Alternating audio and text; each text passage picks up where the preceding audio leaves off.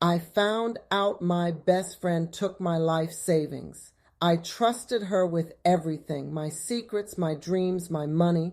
She was more than a friend. She was like a sister. When life was good, she was there to celebrate. When life broke me, she was there to hold me together. At least that's what I thought, until the day I found out she'd taken everything from me, not just my savings, but my peace, my trust, and a part of my heart I'll never get back. This is the story of how I learned that love and loyalty don't always come from the people closest to us.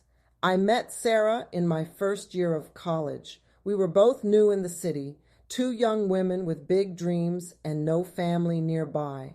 From the very first day, she felt familiar, like we had known each other forever. We did everything together, late night study sessions, shared meals, whispered dreams about our future. When we graduated, we promised that no matter what happened, we'd always look out for each other. And for a long time, we did. When I got my first job, Sarah was the first person I called. She screamed so loud on the phone, you'd think she'd gotten the job herself. She was that kind of friend. Supportive, loud, always there, or so I believed.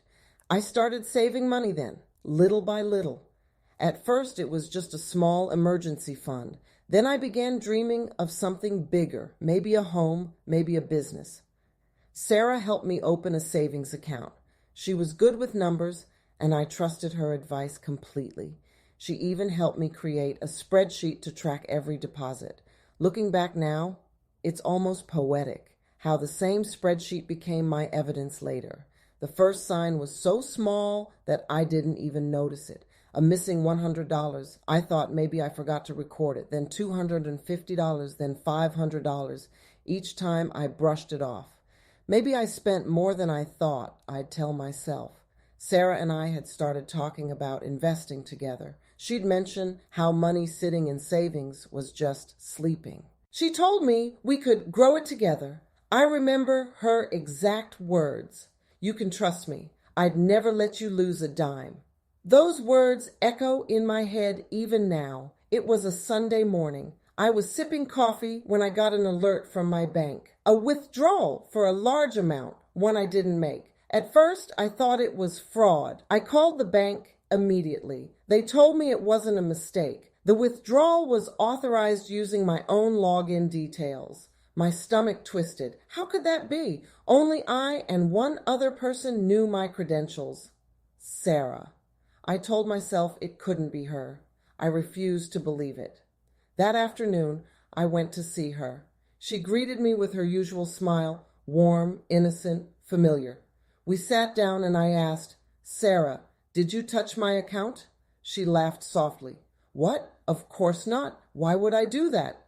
Her tone was calm, too calm. Something inside me shifted. I wanted to trust her, but her eyes, they looked away too quickly. My hands trembled as I left her house. That night, I couldn't sleep. I went through every receipt, every transfer, every transaction, and slowly, painfully, I began to see a pattern. She'd been moving small amounts for months, little enough that I wouldn't notice. Each withdrawal labeled as something innocent, reimbursement, joint expense, gift, but they added up. By the time I realized it was nearly my entire savings, I felt sick. I sat on the floor, clutching my phone, tears rolling down my face. How could she do this to me? To us? I wanted to confront her again, but I couldn't find the words. I felt too broken to even be angry. The next day, I got a message from her. "Hey, just checking in. Miss you." I stared at the screen for a long time before typing back, "We need to talk." When I met her, she acted surprised. But when I showed her the screenshots, the transfers, the timestamps, her face changed.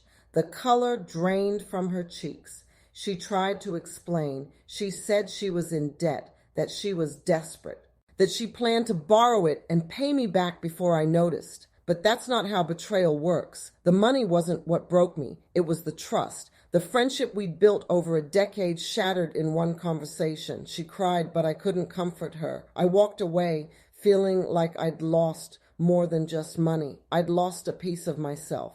The weeks that followed were dark.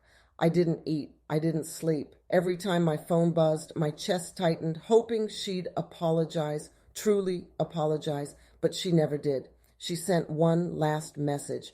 I'm sorry. I didn't mean to hurt you. I'll fix it. But she never did. I took legal advice, and with help, I managed to recover part of what she took. But the friendship, that was gone forever. For months, I avoided making new friends. I became cautious, closed off. Trust didn't come easy anymore, but time heals, slowly, gently, quietly. One day, I looked in the mirror and saw strength again. Not bitterness, not anger, just strength.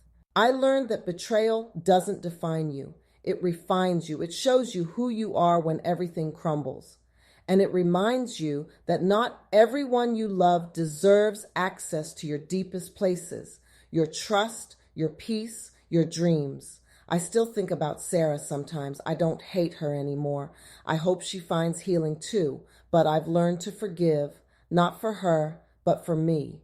Because forgiveness is freedom. If you've ever been betrayed, you're not alone. It hurts deeply, but you can rise again. And when you do, you'll be stronger, wiser, and more grounded than ever before. This is my story. What's yours? Share your story in the comments below. And if you'd like to hear more real-life stories that touch the heart and teach powerful lessons, don't forget to subscribe.